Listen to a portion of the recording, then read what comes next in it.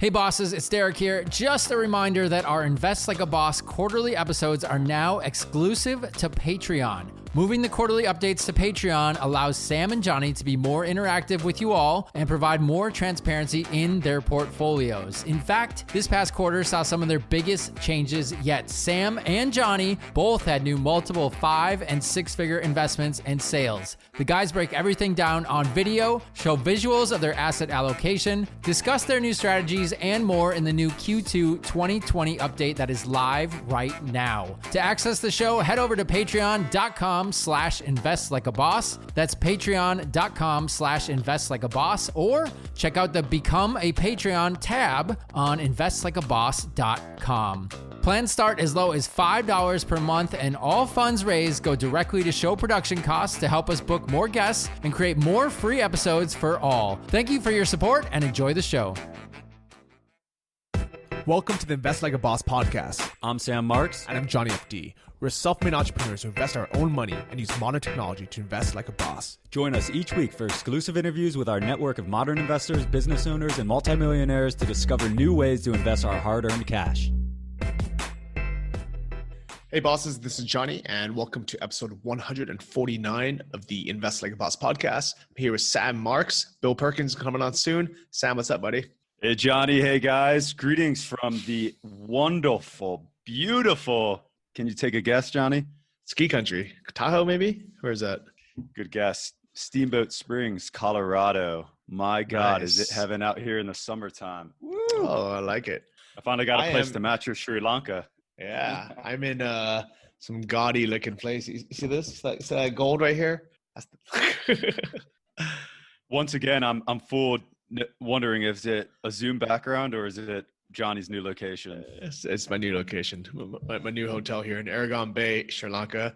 Good spot. Cool, and Bill Perkins is sailing somewhere in the Med, I think. So I think he's either in Greece or he's in Croatia, one of those places. Yeah, he likes to move around quite a bit. I think this is going to be a great interview. This is Invest Like a Boss 101, right? It's how do you make money? Where does money fit in your life? How important is it to happiness? And then once you figure out how to make money, what do you do with all your time? This is going to be good. Bill Perkins is a cool guy. I think everyone's going to really like hearing from him. And, he made a fortune in the energy sector. He started a hedge fund.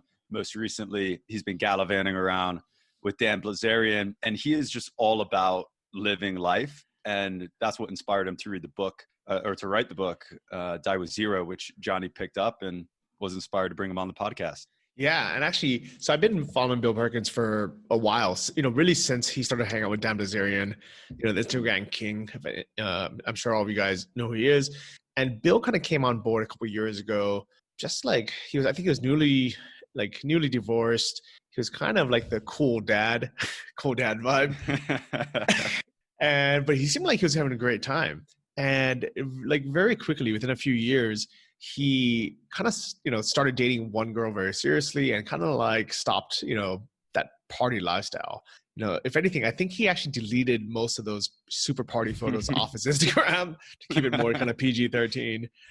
But when he came out with that book, just the title, Die With Zero, I thought, this actually makes sense because even for me, I'm planning for the worst. I'm planning, what if I live till I'm 100 and I have all these bills and, no money comes in. But at the same time, first, I have no one to leave the money to. And second, even if I had kids, I wouldn't want to leave them more than $100K each or something. Like, I don't think kids growing up with a bunch of money makes them happier. What are your thoughts, Sam? Everyone's heard of the trust fund babies. Most people know some kids they've gotten royally screwed up by too much money. But I do think that at some point you're a little bit more immune to it. If you inherit $5 million when you're 15, probably not a good thing. If you inherit $1 million when you're 35, and maybe you don't know you're going to inherit that $1 million, you're probably okay. And it's probably going to add value to your life if you have good work ethic and you have good life principles. So yeah, I think there's certainly too much money. And I think timing is really important to not spoil, the 20s and 30s of someone's life, but giving them some comfort later in life, or to, stop working that corporate job and start living a little bit. Yeah, I think it can be a good thing. Yeah, I definitely think so too. And I think the key point that you made is not knowing or not expecting that money. Because if I knew I was going to get $1 million when I turned 35, guess what I would have done for my entire 20s and 30s? I would have just mucked about and I would have just partied, probably did heroin. I would probably just go crazy and then thinking like, all right, I'll be set anyways. You almost most definitely wouldn't have done Muay Thai fighting in Thailand, but Or I would have done more of it. yeah, exactly. Who knows? Yeah. Yes. So, but this is, what Bill's going to talk about and what's in the book. I mean, it's what we're all about. It's living life to the fullest while you're able. This is already, I think, a trend that people are starting to identify with more. Millennials value experience more than material goods. But for most people, they just didn't have an option, right? They felt like, especially if you grew up in the US, you feel like you have to get out of college, you have to immediately go on that hustle. And then you turn around twice and you're 35, 40 years old, and you're like, damn, I've only taken like a week-long vacation every single year just to my neighboring state or something like that, right? So now with COVID, this movement is getting a massive shot of adrenaline because people are now for the first time like, wow, you know what? Maybe I can go work in Southeast Asia. I can go work remotely, even for my current job, for a year and get some of these rich experiences in life that I was maybe putting off into retirement or something like that. So I think the world, and to use a term that Bill talks about, the velocity of money is changing with COVID. Yeah, I can definitely see that. At the same time, we're growing older and we're living longer. So that money that we, I mean, like, what would we do if we grow, if we live to 110 and we run out of money when we're 80 or 85? That's a fear as well. So there's a lot of questions I want to ask Bill. And I think there's going to be, I think this book is well needed to spark that discussion of, is it better to be super conservative, ultra conservative, live off the 4% rule, maybe even the 3% rule, or are we just wasting our time now, our youth, our happiness, everything we work so hard towards? What are we working so hard for no reason? So let's get these answers from Bill, and then let's come back after the interview and let's discuss what we're going to do with our lives and what we would recommend to others. I like it. Let's get into it with Bill Perkins and Johnny FD. Bill Perkins, super excited to have you. Welcome to Invest Like a Boss. Thank you. Thanks for having me. I'm happy to be here. Yeah. Where actually are you right now? I'm in Capri. I'm at a little hotel on the side where we just brought the laptop and set up shop right in their front desk because I was roaming around the beaches out there. You guys can't see that. It gets blown out, but that's what I've been doing. Hanging out in Capri. Capri, where's that? Is that Greece? Italy, Capri, Italy. Man, you are moving fast. I can't keep track of where you are. You move. You got to keep moving, or you die. I don't know. At least I'm like a shark. You got to keep swimming. So no. Very cool. No, I just it's one of my passions is travel, and so taking advantage of the time to travel when I can. I love it. It's really hard to travel now. So. Yeah, but I've heard that if you have enough money on a yacht, you can skate by some of those things. You could do some things. Actually, you don't really need a yacht or anything to go to Croatia. You just have to have a COVID test within 48 hours of going to Croatia. And then once you're in Croatia, you're in the EU even if you're there for 2 weeks, then other EU countries will begin to accept you. So I know it sounds like, oh, you got a bunch of money, you went there, but people were flying commercial in the back of the bus on these super discounted tickets, and all the hotels are super discounted. So actually right now, the world's half off in terms of traveling. So if you can, take the time to go on the internet and read the rules on entry, et cetera, you're going to get a great deal. You're going to get a lot of value for your money. Yeah, definitely. So I'm actually in Sri Lanka right now, and all hotels are 75% off. So yeah, we were staying at a 5-star place that's normally $250 a night, with just breakfast, and we got it for like $95, including all meals, breakfast, lunch, and dinner. And these deals, I've never seen it before. Yeah, if the traveler is now treated like a king or queen, and so it's great. And there's the other thing is a lot of times when people go on summer vacation, they save up their money, they go on summer vacation or vacation.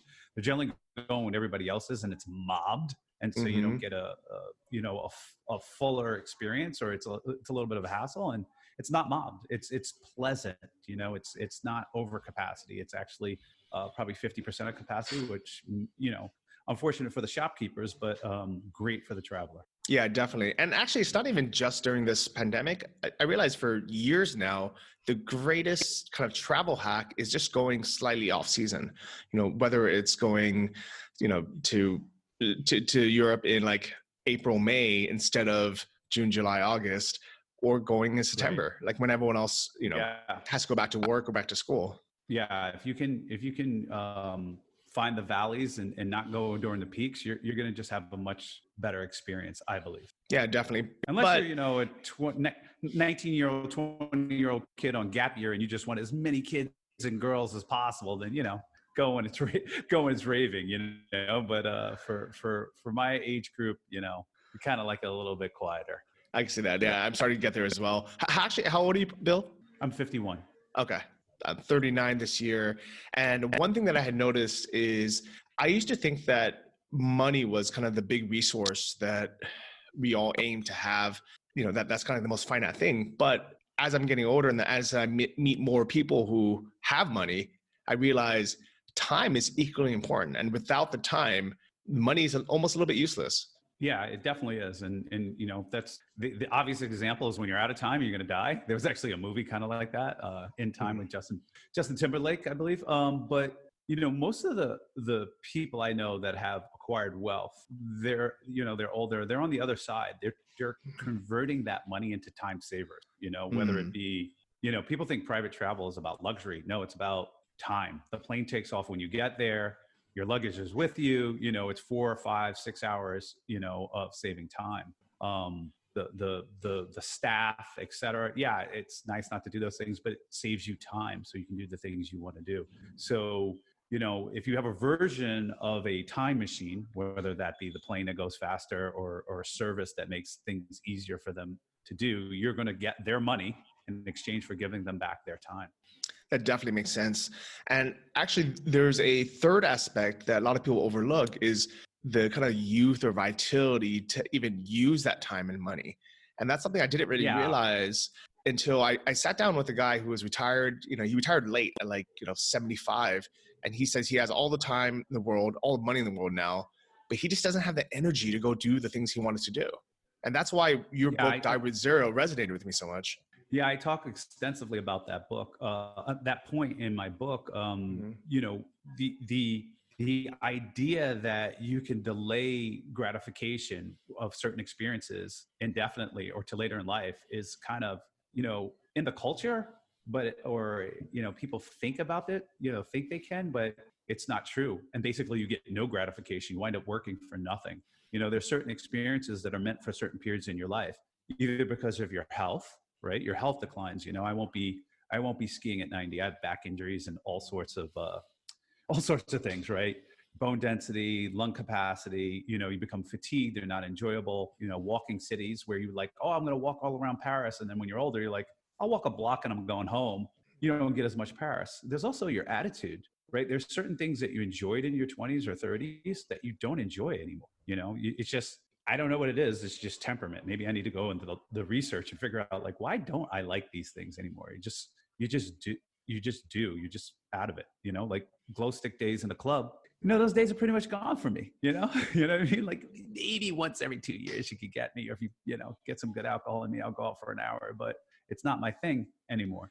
When, 15, 20 years ago, I love just going out and dancing and glow sticking and whatever it was. And so, I emphasize in the book that, you don't have just one death. You have different parts of your life that die, different seasons, and certain experiences are meant for certain seasons. And then that, because of, you basically acquire money and resources to convert them into experiences you want, right? Getting the when is just as important as the what, right? You're like, I really am saving up and I want to climb Mount Everest, right? Well, that's probably not doing that while you have kids, right? You have young kids, you got to be at the house. You can't be away for a month. You got to stay there for 3 weeks just to get acclimated to the thing. You got to go up, and then there's a certain amount of risk now that you have dependents that maybe you won't take, right? So it's before you get married or after the kid's out of the house. But if the kids are out of the house, if you're a late dad, right, and you're 65 or 70, I'm not saying that you can't do it, but it may be less enjoyable to you, or you may not be able to do it. And so getting the ordering right is very, very important. So I 100% agree with that. And I think, so here in Sri Lanka, it's a surf town. I'm on Aragon Bay on the East Coast, and there's a bunch of guys, you know, in their early 20s who have no money, just broke. They're just kind of living day to day. They're eating, you know, just like the cheapest food possible, but they're enjoying the crap out of their lives. All they do is they surf all day. They have some beers at sunset, and, you know, they hang out and jam on the guitar at night, and they go home with, you know, with $100 in their bank account, but they're super happy. They're happier than I am. They're having more experiences than I am. And sometimes I look at them and I wonder, who's the idiot? Is it me, or is it these guys for not saving for the future? Is it me with, you know, all the money saved up for my future that maybe I will never use? Maybe I'll die before I get to spend it all. Or is it these guys for maybe not even planning for that future? You can't really answer that question. It depends on what do they want and what do you want, right? But the real question is, are they in balance of what they want? Like, I think they can at any time dial it in, go start earning money and allocate it for the things you want. Like if you just start life, right? If you kind of knew before what you wanted, and you said, these are the experiences I want from cradle to grave, or from wherever you are to grave, right? That's going to have a certain spend pattern and a certain amount of capital that you'll need, right, at certain times of your life. And so, you may look at them and say, that's what I want to do. Like if you're like working and slaving away in your job, but all you want to do in retirement is surf and be in a hut and drink beers on a beach like these guys, well, you're wasting your time working. Like you are working for nothing, because you don't need the money for that experience, right? Mm-hmm. Maybe you can upgrade it a little bit, right? Or if you just want to play chess, I love playing chess, speed chess. Like if all I want to do is play speed chess, like I need to quit my job. I can play chess all I want, as opposed to sacrificing my time for, to acquire money to play chess, right? I have other goals other than that, and I want to have impact on other people's lives. So I do give up some of my time and energy for money, right? Because I'm identifying the things and experiences I want out of life that will cost me. So this is a very, very, personal question, but with a mental model, you can start answering those questions for yourself, right? The proper mental model, that knowing that your life is going to end, your health is going to decline, and knowing the experiences you want by decade, like, or by every 5 years or 2 years, whatever you want to do, but making sure, like, okay, within these 5 years, I want to have these experiences. Within the next 5 years, I want to have these experiences, et cetera. If you think those things through, I think you'll make a more correct decision for yourself, right? And you won't be an idiot. Because having the life you want I have no judgment. Like, there's no judgment of what life. I just want you to make sure that you optimize and get the most out of it, of what you want. And so it's like, I want this, and I'm going to go heli skiing. I want that, blah, blah, blah. I'm like, okay, here's your plan, right? I just want to chill on the beach and drink brews with my friends. It's like, okay, here's your thing. Like, you get more on the beach days, right? Stop going into the office. You can go on the beach right now. You'll get more beach days, and you'll be a happier human, And that's kind of what the book is about. It's about maximizing your life, your fulfillment, your memories that you're going to create for yourself, and that you're eventually going to retire on. Yeah, and I definitely think this book is perfect and applies for people who maybe are, already have some money. There's plenty of people that listen to this podcast that have saved a ton of money. They're either a little bit older now, or they built and exited a company. My co-host Sam Marks, for example, he exited a company for more than between 10 and 100 million, and he has that cash now. And he's young. He's 36, 37. And he could be spending it, enjoying his life more, instead of trying to build more and more money. And for him, it's like, I always ask, why are you working so hard? Like, you're enjoying life now. And I think that's the big question. Because even for me, even with a much smaller net worth, I don't really have any plans for this money when I die. I don't have any kids. And even if I did, I don't think it would improve their life by leaving them a ton of money. Like, what are your thoughts on that? Do you think that, like, kids are actually better off inheriting millions of dollars? Or I've gone back and forth on this in terms of giving them money and taking away that obstacle, which is like, some of the greatest joys you get in life is facing a hard problem and overcoming it, no matter what it is. And money, I've done that in one field and I've been rewarded with money, and giving that to my kids, which is transferable in all types of fields, removes that, removes the game or the challenge. On the other side, there's a certain level of security, less anxiety and stuff like that. So I have I have a finite number that I want to leave to my daughters at the appropriate age. And that's it, because I don't want to ruin them. Who knows the number I've chosen ruin them. I think it's individual to the kid.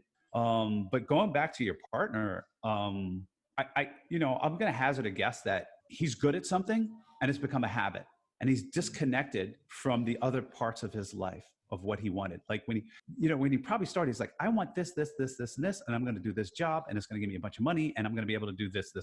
And now he's spent so much time getting good at what he's doing. He's addicted and habituated himself to doing that. And he's disconnected from what he's working for. And so the numbers are he just wants higher numbers. And, I hope that's not the case. What I really ask is like, what is the thing or experience that you need the money for that you're working for? Like if he can attach it to like, hey, I really want the experience of owning a 260-foot yacht. It costs this much money and this much maintenance and blah, blah, blah, blah. And I want to do it for 3 years. I could be like, okay, you have identified the thing and experience that you want to have, and you're now working towards it. But if you're just working for Space Invader numbers, whatever, you're like kind of wasting your life. It's like, great that you're providing a service to humanity in an indirect way by starting your business or doing whatever you're doing, but you're not optimizing, maximizing your ride. And I think part of that is people get on autopilot, especially business people, especially successful business people, because generally they are laser focused. They're failing and succeeding, and they're trying, and they're going left and right and over the hill and under the hill. They're doing everything they can to do this, and they get good. And then they're like, copy, paste, repeat, copy, paste, repeat, copy, paste, repeat. They become kind of this robot of business, and they've lost their humanity and being in touch with what they want out of this life. And I want them off autopilot for their own sake to get in touch with what they want and experiences they want to have, so they can have what I think a fulfilling life for them, a more fulfilling life, so that at the end of their years, they won't be like, what the fuck did I do in my life? You know what I mean? Like, what was I doing? Well, like I know, yeah, it's all right. I know for me and for a lot of people, especially growing up in California, what we think we want is to live in a big mansion, to drive a Porsche, to drive a exotic car, to go to parties and pop bottles of Dom Perignon and kind of have that seemingly unattainable lifestyle. And for most people, they will work basically their whole lives trying to get to that point. And maybe they get it, maybe they don't, but it's because we didn't have it yet. A lot of times people just think like, I need to get to that, $100 million mark or whatever the number is, so they can start living like that. You've hung out with a lot of these guys, with Dan Bilzerian, but also all his friends, but also all your hedge fund friends.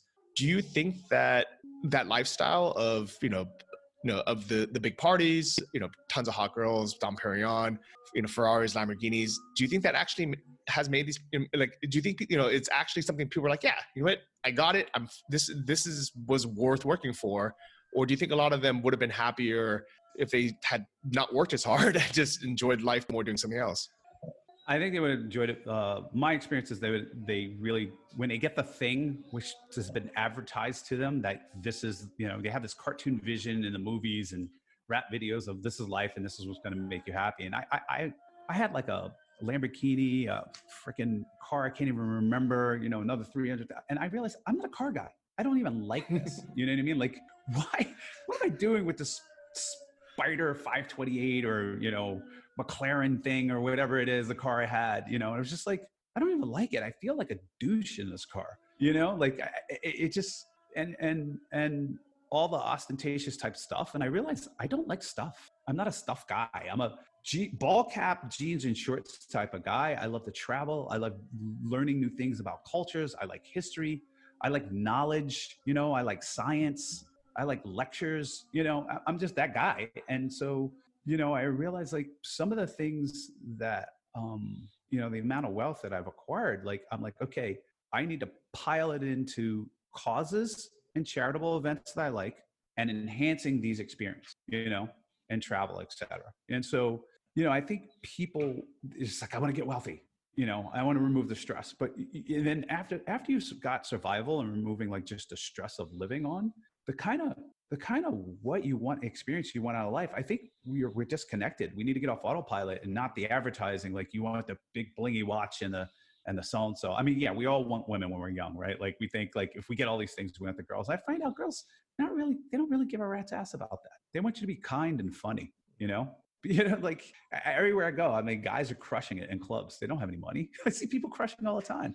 The broke artist, the broke singer artist will have more girls than the richest guy in the club, period, end of sentence. You know what I mean? There's something to be said there, right? Like he has some value add. And so, or the comedian at the club, the broke comedian, the funny guy. I mean, those comedians are crushing it. I'm telling you, I watch a lot of comedy. I see them afterwards. Beware, ladies, they're sharks. But what I'm trying to get at is that we really aren't just getting off autopilot, meditating, thinking about what experiences we want, going out and discovering what makes us happy. We get sucked into this advertised, you want the McMansion and you want the car, like in my case, and you want the fancy thing. And turns out, no, I don't. I could give a rat's ass.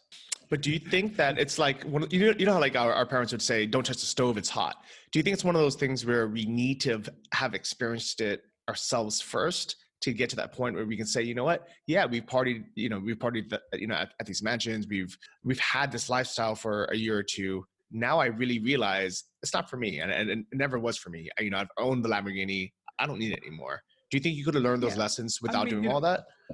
Well, I want to say two things. One is you don't need to own the yacht. You just got to have a friend that owns the yacht, right? Like as long as you can just go to the party, you don't need to own it, right? And then you can experience and figure it out for yourself.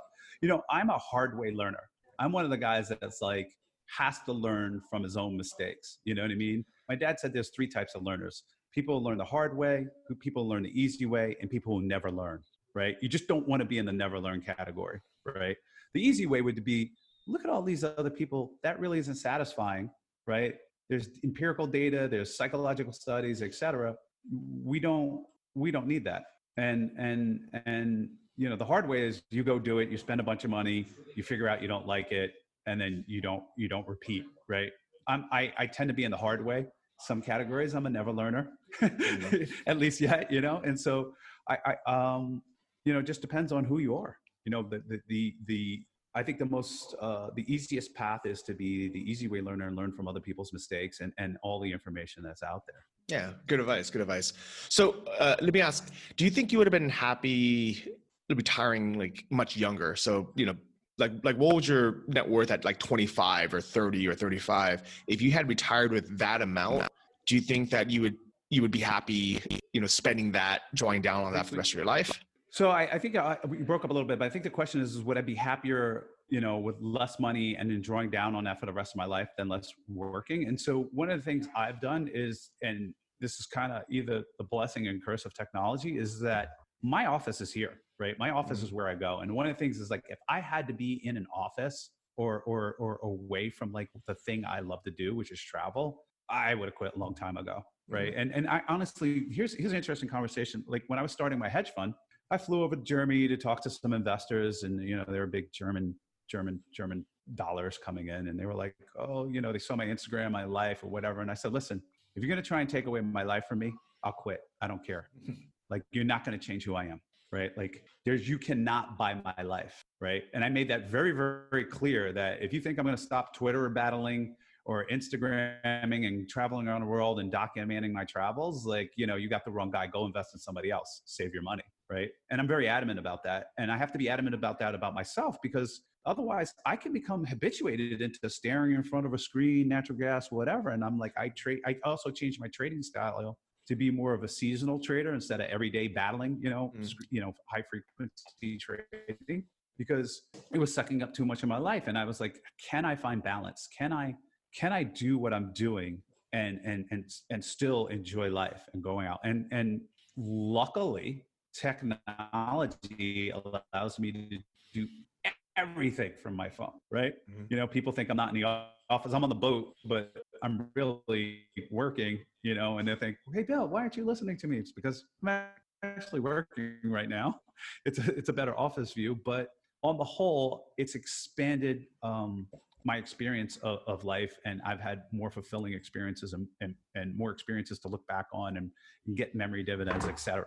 So for me, I found balance to be able to do what I can do. I think if I were in an office, I would have quit a long time ago at a lower number, much lower number, like 1/10, 1/20th.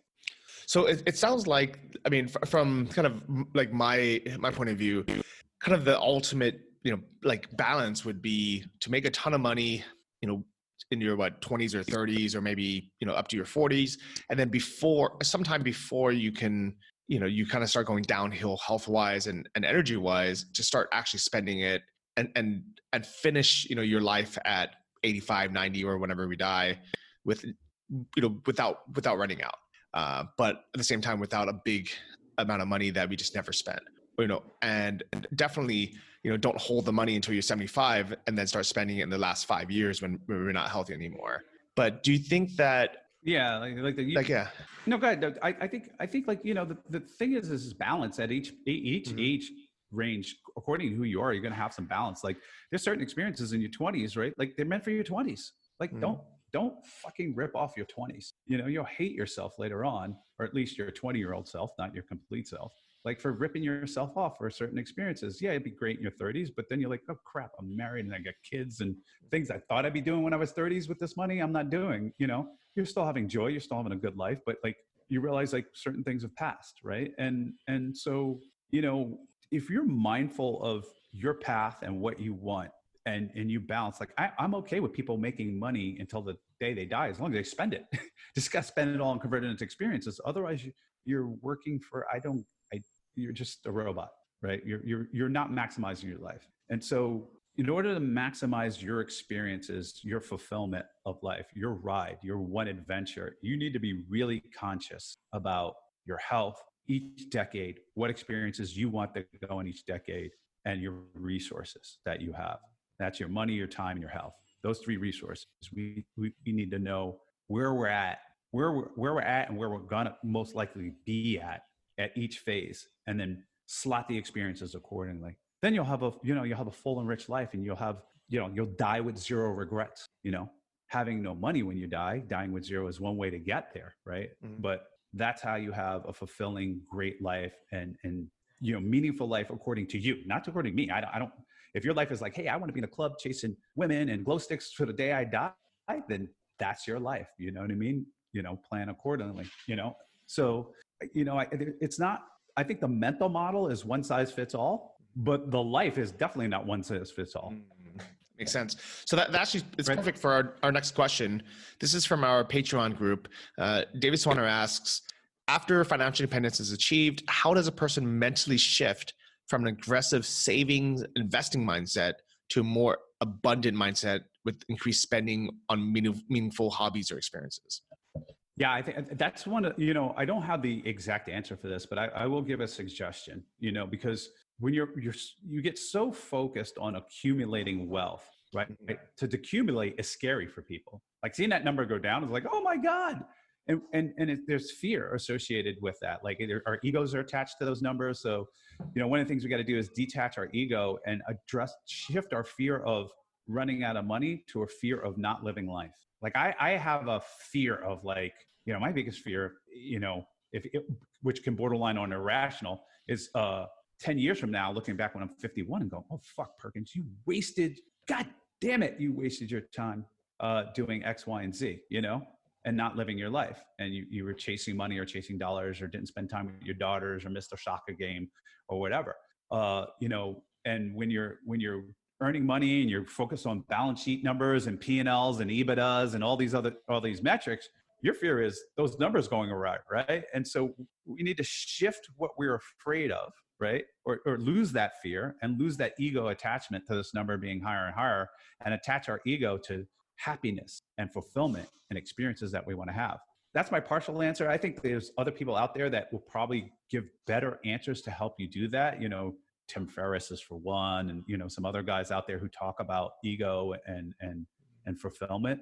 But it's the direction you want to be, right? I'm at the top level of optimization, and then there's these sub optimizations. Like, well, how do I get my brain to think this way, right? And I think it's shifting what your priority should be and recognizing your fears and eliminating those fears. I like it. So another question from the group is, what do you think about the 4% rule, which is that common, drawdown that, when we retire, we start taking out 4%, per year.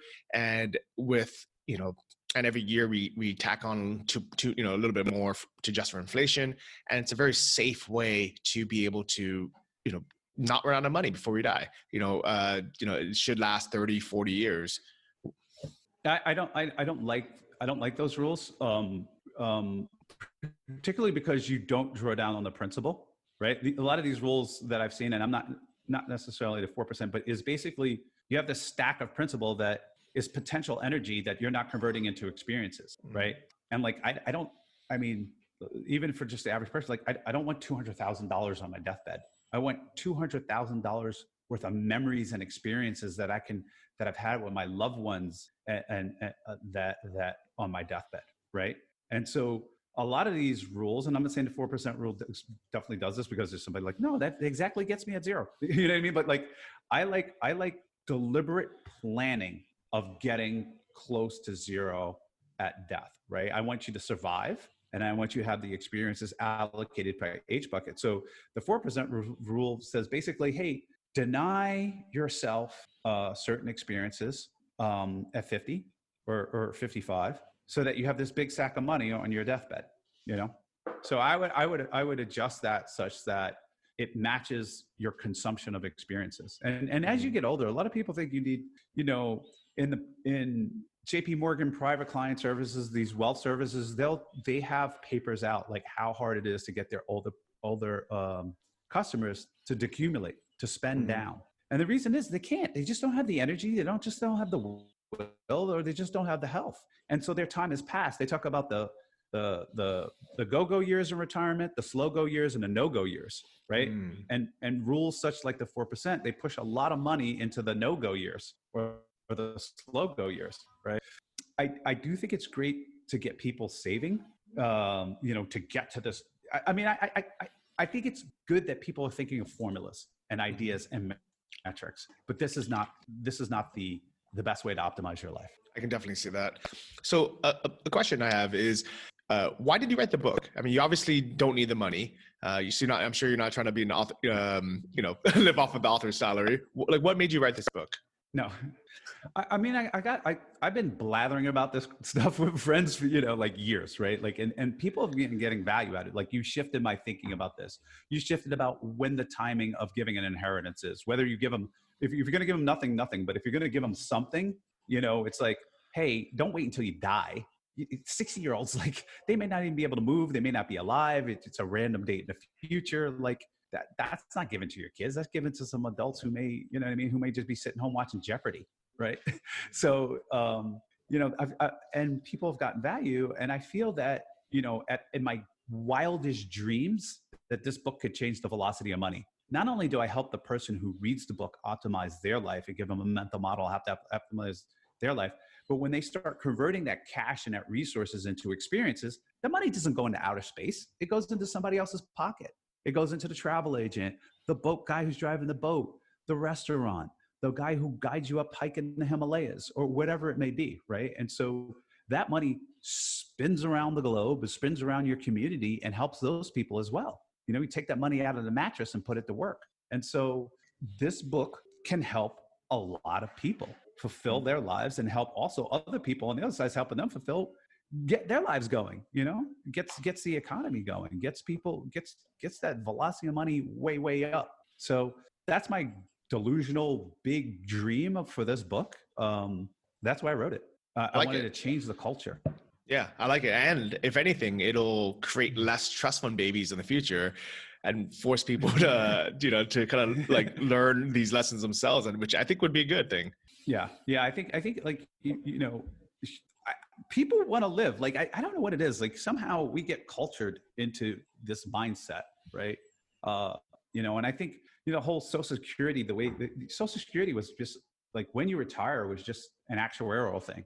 This is how much money we got coming in. This is when people die. This is when retirement is. And this is when people should go live their lives.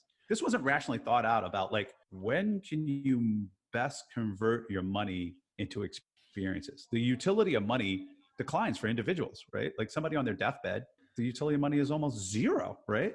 laying in the hospital, right? And somebody who's 33 at peak physical maturity and mental maturity, utility money is like super high, right? You can convert it into almost any experience you want. And so, those spend curves and save curves, et cetera, weren't designed for fulfillment. And I'm about net fulfillment over net worth, right? That's where my focus is. I like it. So like, when did you actually start having this mindset or this spending style? Because from like an outsider's point of view, I started following you, I don't know, 3-4 years ago when you started hanging out with Dan Bilzerian a lot. He was featuring you on his Instagram all the time. And it almost kind of looked like, he was kind of tired of all these kind of, people that were always busy working, so he'd only see him once in a while. But, you came along and you're like, hey, I got nothing to do. I'll come sail around the world with you. I'll have fun. I'll spend some money and enjoy life. When did did you start living like this before you met Dan, or like, did he influence you at all to be like, you know what, let's step up a little bit more. Let me spend a little bit more money, enjoy life a little bit more. Well, there's an interesting crossroads. So I knew Dan before he was Dan Bilzerian, right? We got close because I got Dan to go to an emotional intelligence class, which everybody would probably freak out that. Like, yeah. So Dan, I got Dan to go to an emotional intelligence class I went to. You basically go in and cry, and it's a LGT, large group therapy class, et cetera. And Dan, went on and promoted his hedonistic lifestyle on Instagram and became Dan Bilzerian. I got divorced kind of right around that time, when he was Dan Bilzerian, and he was like, oh, I got the cure for you.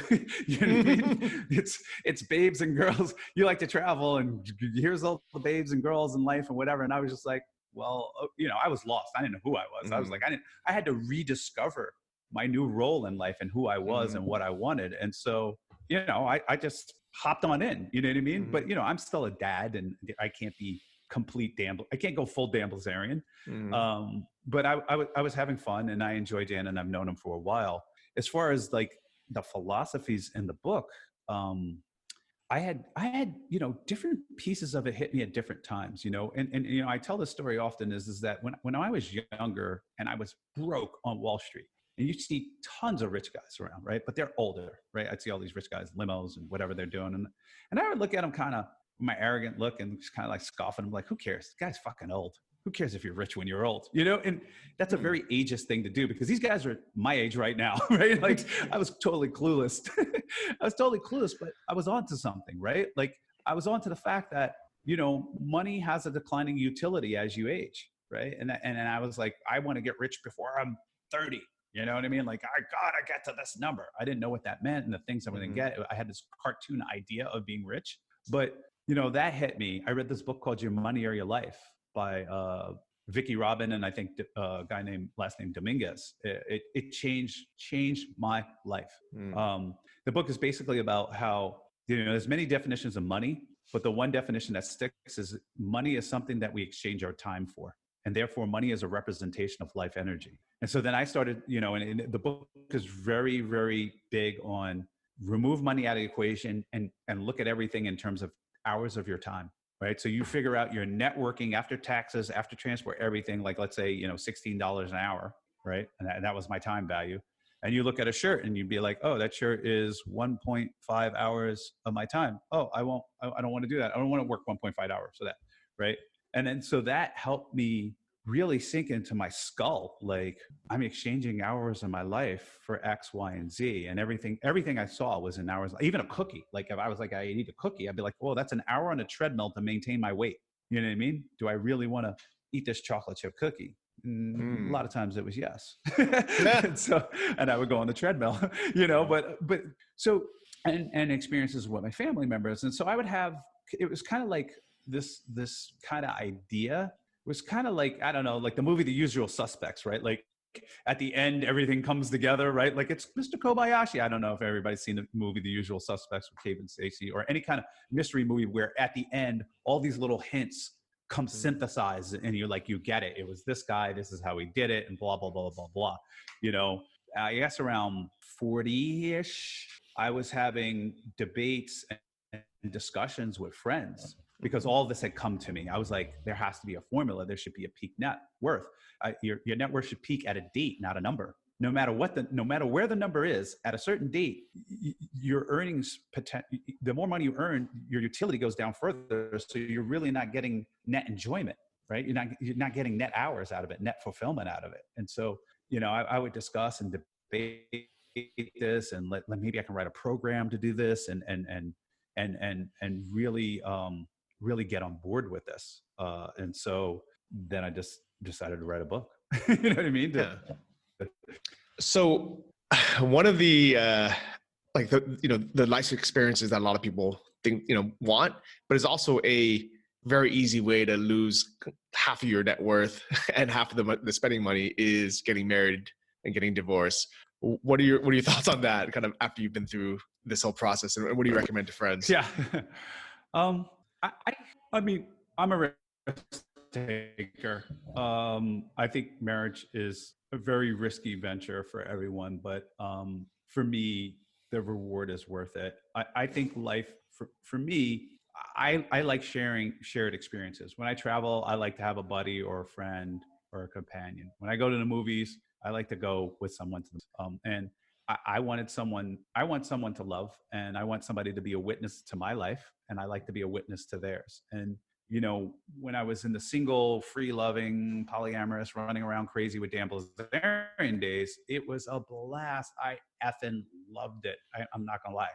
But I had a talk with myself, and I had to figure out what my priorities were. And my number one priority, after talking to myself, was I wanted partnership, and that I would have to, in order to have a partnership with someone, with my current fiance, I would have to change some things about my lifestyle, and it's a risk, right? Like, you go into it, like, people change, they grow, they change, their interest change, et cetera. And it's like, I'll take the risk, it's worth it. The breakups are painful. Like, it may cost you half your net worth or whatever it is. And sometimes, you wouldn't have that net worth in ways like emotional stability is such a huge part of running successful business and being making good decisions, right? When you're on tilt or you're sad or depressed, it's really hard to get shit done.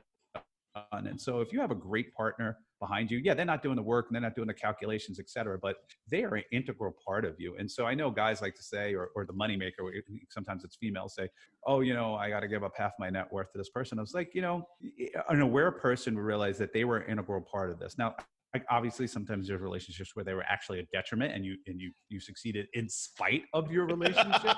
But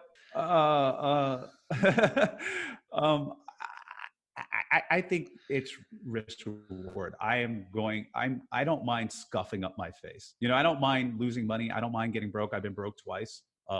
After getting rich, getting rich, get broke, got rich, got broke, got rich, and so I'm like, it is what it is. Like, I'm going to ride this ride. Like, I'm going to ride this bitch called life hard.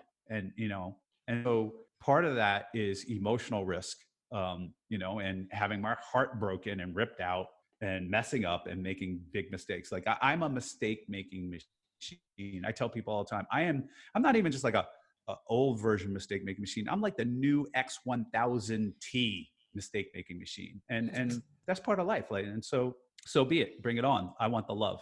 I love it. And Bill, thank you for being so open and transparent about all this, and also just passing down your knowledge through the book, but also through this interview. I think people are really going to appreciate it. People love the book. We have 3 more kind of rapid fire questions from the Patreon group. 2 of them about investing. One is, you made a lot of profitable trades in the 2008 recession. Do you see any parallels in the market situation today, kind of surrounding this lockdown? Yeah. Well, I think some of the parallels that I saw, like when the pandemic was coming, we're gonna have the shutdown. I think if you were kind of agnostic about the politics and look at what was going on, you realize that there was going to be shut down, GDP was going down, there was a short. The area of where the Fed is pumping in money and inflating this situation as another response that you kind of knew was going to happen, right? Like, it's happened before, it's happening again, and now it's happening in ways that I didn't exceeded my expectation. The thing that I can't time, but eventually some of these bubbles are going to burst. And if you remember, takes a while for debts and bankruptcies to kind of work their way through the system. And I think there's certain segments that are in for a world of pain coming up. Can I be wrong? Of course. But I see parallels there into the real estate bubble. People without revenue, these rent deferrals. I mean, somebody's getting hurt, right? Like either going to have rent deferrals and the people who own these properties are getting crushed and debt's getting crushed on that, or these people are getting booted out. I mean, there's just a lot of carnage yet to happen that is being delayed. And one of the things in my experience is the longer you delay a pain, the greater it is in finance. And so that's a parallel I see. That's good. I like it. And since you have a big background Go ahead.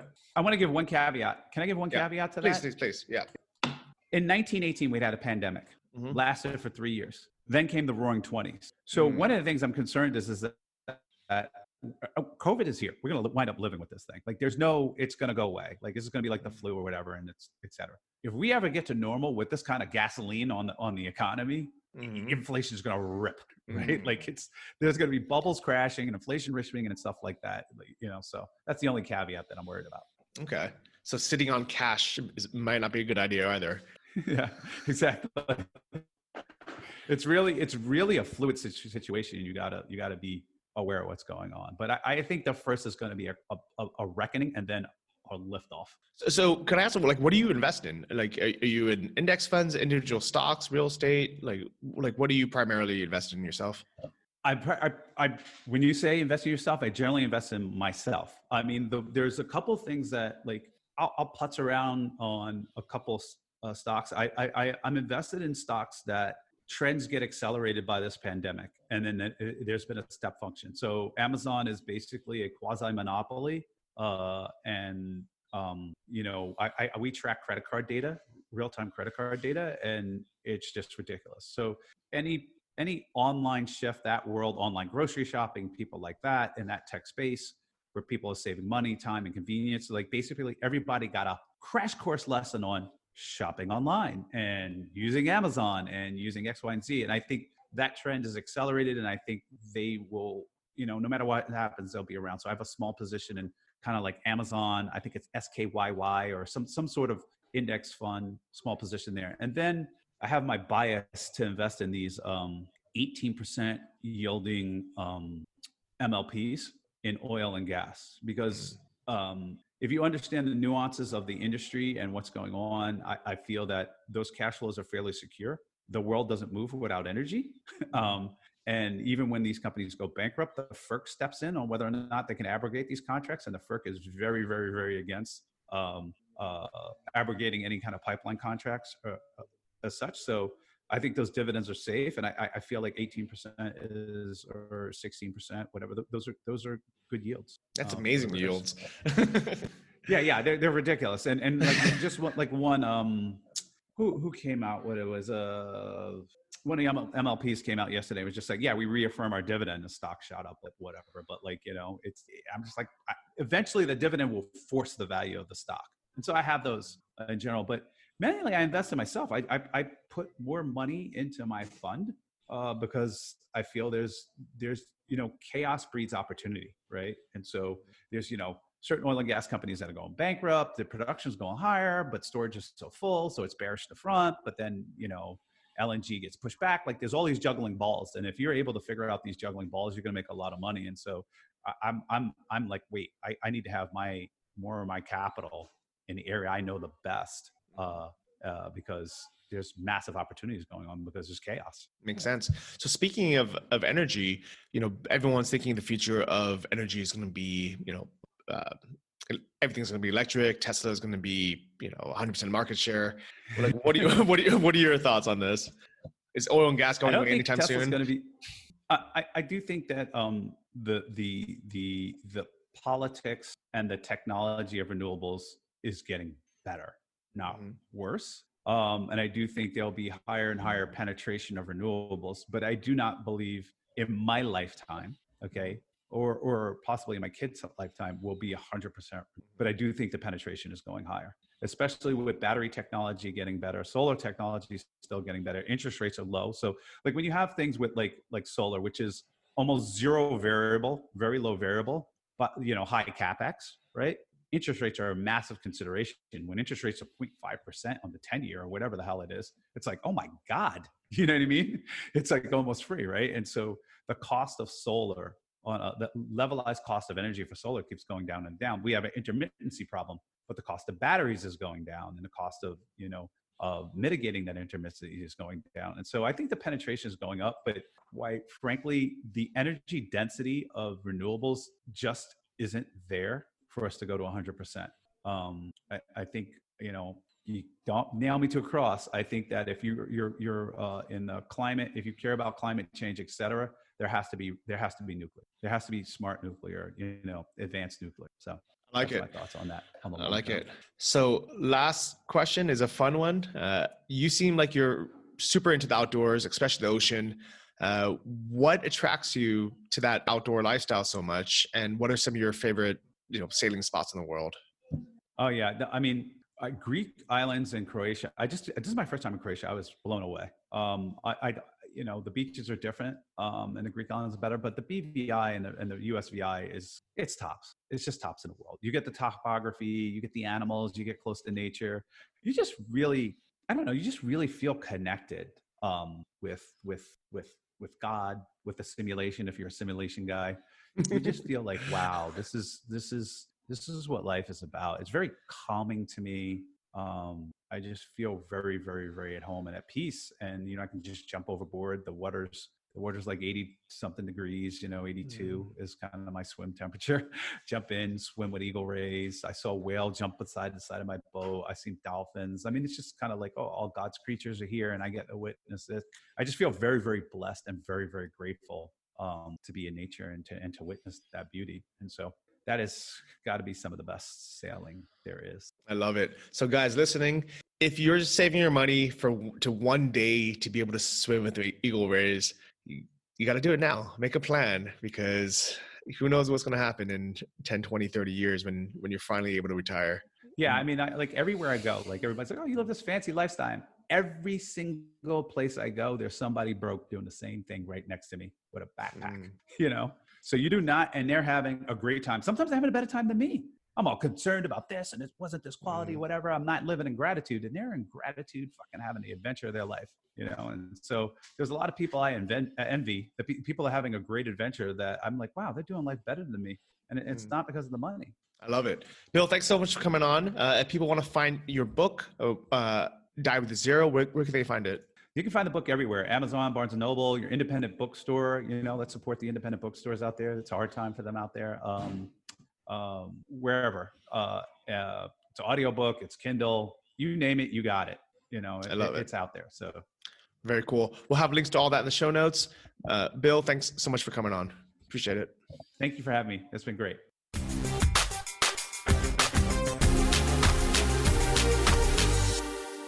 Bang. Bill Perkins is the man.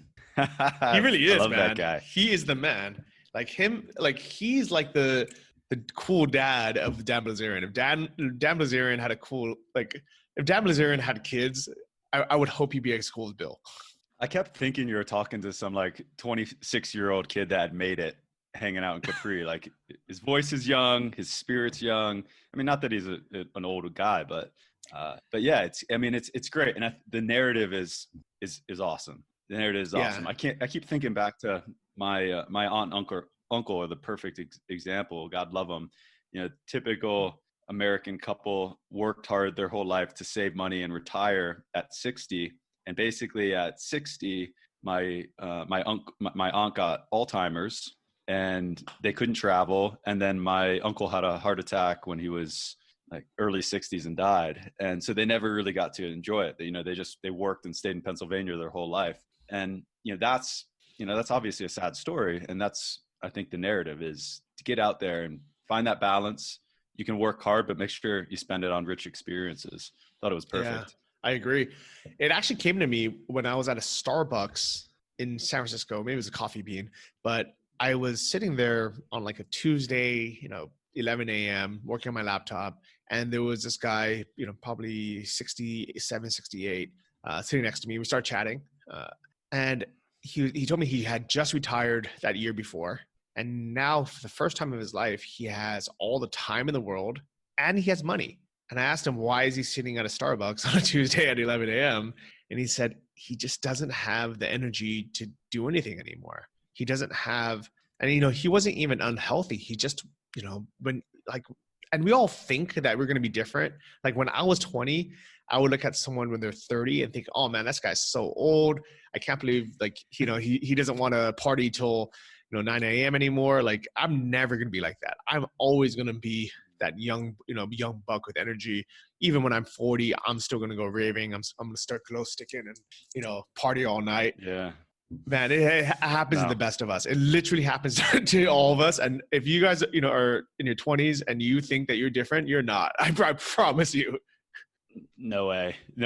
That's the first thing that goes, I think, is the hardcore party and hardcore drinking. I talk to my friends now in mid-30s and they're like, dude, I can't even drink anymore. 4 or 5 beers, I wake up with such bad anxiety, I can't even tell you. I mean, that's just like a normal night in your 20s, right? That's 5 nights a week. So yeah, that's the first thing to go. Yeah. And it's true for all things. Think about like skiing or I mean, surfing, you can probably do a little bit later, but you want to really do like hardcore downhill skiing and you wipe out in your mid 40s, 50s. That's a totally different fall than in your 20s or 30s. You got to get out on that slope, man. Definitely. I mean, even surfing, like I'm 39, I'm out there. Everyone else is, in their mid 20s and they're out for like 4 or 5 hours, no sunblock, maybe they put some on like, 5 hours ago, it's gone and no shirt and no, like they don't even bring you water. I'm like, well, how are you out here for 5 hours with no food or water? And they just keep going. And every time, they get to the beach with their surfboard, they run back out to get the next set. And I'm thinking, man, I get a set in, I'm going to chill. I'm buying coconut from this vendor dude, have some water, sit in the shade for 5 minutes and then go back out. I can't but I'm sure when I was 21, I would have been that guy just running it out, like who needs food and water? Yeah. Oh, those youngsters without their sunscreen. Damn it. Bastards. So Johnny, all this stuff, this is something that's interesting. We've talked about this before.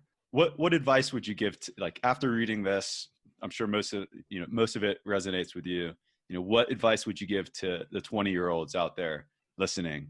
How to optimize around life? Because this is a tough one. So I understand what Bill's trying to put out there, and I think he's right for a very segment of people. I don't know if it's half the people or whatever the segment is, but if you're the segment where you're going to work really hard from when you're like, 25 to 35 or 40 or something, 30 to 40, and you're going to make a ton of money, then this book is for you. And this advice is for you. But if you're in your 20s and you're going to slack off and just have fun and then still not work hard when you're 30 and you're just never going to get to it, this is probably the worst advice you'll ever get, is to enjoy the crap out of life now and not think about your future. Because the more conservative way, and what I would recommend to most people, is to work hard in your 20s and save everything. Because even if you're not earning as much as you would in your 30s, that compound interest, as long as you start saving, that first builds good habits, creates streams of income, but also it's something that I think most people, if they don't start at some point, they're never going to do it. Yeah, 100%. It's a tricky one, man. I think one thing that Bill said that really resonated with me was just about like being forced into an office. And that, whenever I travel for business that I don't want to travel for, I get really stressed. I don't like it. If I had, like, most recently I had to go to London on a business trip that I didn't want to go through, and it's like dealing with London traffic and underground and dressing up nice and having to be prepared at 8 a.m. and all this stuff is just like, I didn't want to do it. And I really didn't like it. But as long as I can maintain location independence and be where I want to and organize my day the way I want to, I'm happy to put in a 6-8 hour, sometimes 10-hour workday. Because it's like Steamboat right now. Saturday morning, I'm having my coffee. I'm technically working. I'm going to work after this. Then in the afternoon, I'm going to go do whatever I want. I'll come back, do some work at night. I'm totally happy. But if you're forced into an office, I think that's painful. And I think one of the best things people can do now is where they're not going to get burned out with work and have regrets is if you can work remote from wherever you want to be, whether it's Sri Lanka or Thailand or even your home city, if that's where you want to be, but feel like you have that bit of freedom. And then you can put in a heavy work day without having so much regrets over the last decade that you didn't do anything. You went out and explored and had all these new experiences and experienced different cultures. Yeah, I can see that. And part of me wishes I would have done more travel when I was younger. Like one big regret I have is not going overseas for university, especially because there's so many programs out there that just, it's basically free to go to college somewhere else. And that would have been a really cool experience. But at the same time, I'm pretty sure that if I was in Germany or, Denmark when I was 20, I would have just drank every night and partied. I probably wouldn't have had learned the language or done anything cultural. Cultural. I probably would have just partied my butt off. So maybe it was good that I waited until I was 27 to really even start doing any of that. Well, you're making up for it now. And that's exactly what I did when I studied abroad when I was 20 in Switzerland. In fact, I went over for all the wrong reasons. I had been arrested 5 times my freshman year for underage drinking. And I'm like, this sucks. I can't even drink in college like everybody else. And then when I saw there's this opportunity to go study abroad in Switzerland, I looked up the drinking age and it was 19 years old. I'm like, wow, I can go over there and drink all summer. But I think the reason that studying abroad when you're that age, no matter where you are, if you're in Asia studying abroad, if you're from South America going and studying on another continent, I think the reason it's so profound is because it shows you a different style of life that in a lot of ways is totally counter to what you're used to. If you're American and you go study in Switzerland, you're seeing a totally different type of lifestyle, immersed in nature, much more work-life balance. And you're going to meet people that you never knew existed. When I was in Switzerland, I met a guy that was working on the ski slope 4 months a year, and he made enough money in those 4 months every year to spend the other 8 months surfing wherever he wanted to. And I was like, holy crap, I did not even know that was an option, that you could organize your life in that way. All I knew was the American rat race. So I do think that like studying abroad or at least getting some international experience early in life to show you a different type of lifestyle is it's a really profound experience. Yeah, I definitely think so as well. And I think like to balance happiness, that's the way to do it. But if you want to be prudent and have money for your retirement, I would actually suggest like not doing any of that and just making as much money as you can when you're 25 or 30, when you have the energy to work hard. But who I think this book is really, really for, and the people that would get the most value out of it, is people kind of like in Bill's shoes, right? Like how many friends do you have that have, quite a bit of money saved, more than, let's say, $500,000, and, especially like the millionaires, how many of them are just collecting more money and not really having experiences besides like a 3-day, party, right? Like they might go somewhere for a week, but how many of them are really enjoying life now in their 40s and 50s? And like, why are they collecting more money? Like, what are they going to do? Like, what's the difference between having 10 million and 20 million or 30 million when you're 60? Like I'd rather have the experiences when I'm young and I can enjoy it and have a little bit less money, but still have a cushion, still have something. So I have something to live off of. But yeah, I would say for like anyone who's in their 30s or 40s that has, not much saved, don't read this book and think it's your hall pass to go just party it up, have fun. But for the people who have been working hard and, like need to just kind of switch that mindset of, what, I've worked hard. I have a cushion. I deserve to enjoy myself now, because that money is less and less useful as you get older. It's spot on. Yeah. I think he had mentioned that it comes down to an age. Maybe there's a formula that's based around an age. And for those people out there that are sitting on a few million and they're in their mid 40s or 50s and they really have been not doing much, or maybe they've been accumulating more houses, more cars, then I think absolutely that's the narrative. On the other side of the token, the biggest fear in the world is not dying. It's not public speaking. It is outliving your money. And you don't want to be the 60-year-old with no money, because your ability to go out and earn money is a lot more limited in a lot of ways. And I think that would be a really sad end to even an amazing life. Even if you had amazing life up until 60, if you end up living another 15, 20 years and you're like, I don't know where my food's coming from. I don't even have money to take my kids or friends or loved ones out to dinner, things like that. That could really suck. Yeah, absolutely. Like, I don't want to be that old grandpa lining up at the soup kitchen, with no money, like, just stressed every day about how am I going to pay for things. Even if I had, 20 years of amazing travel experiences, it's like, I'd rather be comfortable, and be able to pay my bills and not stress about it when I'm older. But I think it's, it's about the balance. I think I'll the way I'm doing it, I'm pretty happy with, where I'm enjoying life and I'm doing all these cool things now, but I'm still saving money. Could I take his advice and say, you know what, let me splurge a little bit more now? Yeah, definitely could. But I think the people that would really benefit the most are the people on the two extremes where, from a lot of the friends I've met through you, actually, these guys, I can see, they go all out and they party for a 4-day trip somewhere. They fly out to Eastern Europe or something. They fly to New York, they fly to Florida, pop bottles of champagne, stay in a 5-star hotel, and they have the time of their lives for 4 days, but then they go back to work for, 3 months or something, 60 hours a week, 80 hours a week. Those are the guys, I think, if they read this book and they said, you know what, maybe instead of, going all out with Dom Perignon or, like a 76 Krug or something, let me just like spread that out a little bit and take 2 weeks or 4 weeks or 6 weeks somewhere, maybe on a boat, instead of on a big yacht for a weekend, let me go on a small sailboat for 6 weeks. Let me enjoy kind of life like that. Yeah, absolutely. And I think also one of our Patreon, David Swanson's question was really good about, and you covered it with Bill, just about how do you, if you spend a life or whatever, 2 decades accumulating and making it, how do you switch your mental frequency to start just not making it, start enjoying it and turn that switch off?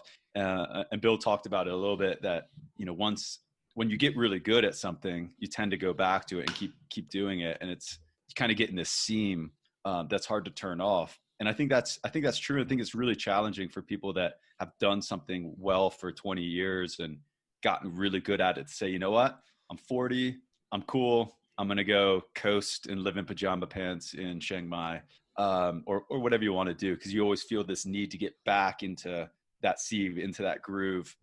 And I know personally that's been a challenge for me. It's, I think, part of the reasons I love getting back into startups and things like that. But I think over time, it's a hard switch to flick in overnight. But I think over the course of a few years, it becomes a lot easier, and you'll find a lot more enjoyment out of life. So I got a question for you, Sam. How much do you want to die with? Do you want to die with, 5 million plus to give away, to your like your kids or to my kids, or do you want to die with 0 and just like time it perfectly and be like, all right, I'm out? Where do you want to die? I've never thought about a number, but I do think that the de-accumulation process would be scary. So I don't know. I guess in a very selfish way, as long as I can maintain living the way that I'm living and doing what I'm doing, then I would see no reason to not be accumulating. Even like, Warren Buffett, how much money does he have now? And he's like, well, if I just continue doing what I'm doing in 5 years, I'm going to have double. And when I have double, I can do so much more when I die by leaving it to charity or whatever. So I think as long as I'm still doing everything I want to do, I would say, let the money accumulate. I'll do something good with it. I don't want to leave my kids $20 million, but I'd like to leave them something small. But I think the opportunities down the road to maybe go to Mars, do space travel, upload your brain to a disk, and there's just going to be some crazy things that are available to the ultra wealthy. I see no reason to put myself in a position to be able to do some of those things as long as I'm not trading life on the way up. But right, I haven't made money in 7 years. I've been living off interest and earnings, so investment earnings. So it's not like I'm in collecting a check every day. Well, still not a bad life. No, it's not a bad. Yeah. Like, I think a lot of people would just dream to be in that position, and if anything, they might calculate and say, you know what, maybe instead of just living off the dividends and the interest, maybe I could do a drawdown. Maybe not 4%. I mean, 4% will last you another 30 years plus or minus. But what if you just, drew down 2%? And that'll probably guarantee that it'll last another 60 years. And I would guarantee, Sam, you're not going to last another 60 years. Even though. Oh, Johnny, come on, man. Am I It's that possible, bad? Couple but cups yeah. of coffee, a couple glasses of wine. I don't smoke. I drink. You know what? The way too much. the expected lifespan, can be 90. It'll be 96, 97. So theoretically, it is possible. But if I was a betting man, and I am, if I could put money down right now, and if you're gonna make it to 96, I would happily put down any amount. My therapist would probably agree. That's why I'm moving to Spain, Johnny. Oldest lifespan. I'm gonna get in there and just coast, living La Vida Loca. But I think I think listeners want to hear what your plan is after this, because you're right in that sweet zone where you could probably technically start living off the 4% rule. Yep. If you wanted to just stop earning. You're 39, but you're already doing. I mean, from the outside view, you're already living a really admirable and desirable lifestyle. So what's changed for you, or what's your plan? Reading all this, like, do you have a number that you want to die with, or where you want to be? Yeah. So now, like, I after even just reading the title, to be honest, I was like, you know what? He's right. Like why accumulate so much and then just try to make it, last forever? Like the 4% rule really, like, it's almost based that in most cases, you'll actually never draw down. like not only does it not run out in 35 years, but in like 50% of the cases, you still have as much or maybe even more than you had, like when you started. So I have realized, like, from reading this book, talking to Bill, that I should allow myself to see that number drop a bit. But I think right now I found that perfect balance where I could still accumulate. I would really like to hit that 1 million just to write a book about it, and and just have that as a life experience. But when I do hit that 1 million, do I want to try to get to 2 million or 3 million, or do I want to start accumulating then, or just keep it the same? I think at that point, I would say I'd be okay with kind of just keeping it around that level, and starting to spend more, and maybe flying business class once in a while, staying in some 5-star hotels, and enjoying life more. If I was a betting man, I would say once you get to that level, you're going to want to get to 2 million. You're definitely not going to let it go. Once you have that million, you're not, and it goes to 900, you're going to be like, oh man, I'm so stressed, dude. Like, what is this? This is no way to live. Yeah. No, it's true. Like, I think that's going to be really hard, because, like, let's say I get to like exactly 1 million. Am I going to go out for a cup of coffee that day to celebrate? Some cake, some carrot cake? Maybe not, because then I'll have 99.99. Bill also mentioned that I think it was JP Morgan did all these studies about, like, the ultra wealthy and how they literally can't spend it down, and they're just too old to go out and enjoy it. But even like when you're younger, you get to a certain amount of money, a single guy can really only spend $150,000 a year. Someone told me that before we sold our last business, and I was asking about the investing and stuff, and it's true. Like, you can only eat so much, date so much. Sometimes blowing that type of money doesn't even feel that good. Because I'm sure people can just, like, throw $1 million at a stripper, or buy Lamborghinis and crash it. But like, to actually spend that money, go out to eat, stay at nice restaurants, that seems like a normal amount. Yeah, so many transactions you can have in a day. And I think at some point too, if you're spending above that, you're blowing money, which you're exchanging money for experiences, which is good to some degree. But for people like you and me, Johnny, I know, like, we spend that type of money on kind of idiotic things. It's not rewarding. You just feel sorry in a way. You feel stupid. Yeah. You feel like, why did I do that? Like, yeah. So yeah, this has been a really great interview with Bill Perkins. Book, like, just like, honestly, just the concept, just the title itself is worth its weight in gold. So if you guys want to check out the book, you can find it anywhere. It's called Die with Zero. But this interview really covered a lot of the key points. So I'm so happy Bill Perkins came on, and Sam, was fun catching up. Thanks very much. And thanks, Derek, for getting Bill Perkins join on the show. And thanks for all the Patreons, for all the questions. And glad you were able to cover a lot of them, Johnny. Yeah, thanks. And if you guys want to join our Patreon group, just go to investlikeaboss.com, click on Patreon or support the show. A couple of the perks are you get to know who the guests that are coming up are, so you can ask questions and we can relay them for you.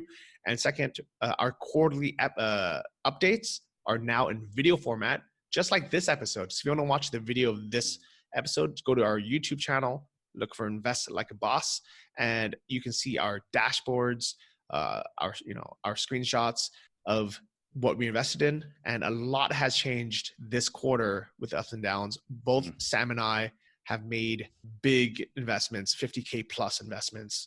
So if you guys are missing our quarterly updates and you want to know what Sam and I are personally invested in, what we've sold and what we bought, join the Patreon, because everything in there is exclusive to Patreon now. Just to be honest, because it's kind of uncomfortable sharing everything so publicly. So it's a Patreon only exclusive. And also it's a big thank you to our Patreons. All right. Great. Awesome interview. Thanks again, Bill. And thank you all listeners. Sayonara from Steamboat, Colorado. Nice. Enjoy some ski for me. See you guys.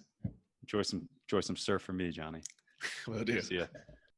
Thanks for listening to the Invest Like a Boss podcast. Join our mailing list at investlikeaboss.com to get exclusive access to our insider investment portfolios and our private members forum. If you enjoyed this episode, please subscribe on iTunes or your favorite podcast app. Tell your friends and leave us a review in the iTunes store. It helps more than you know.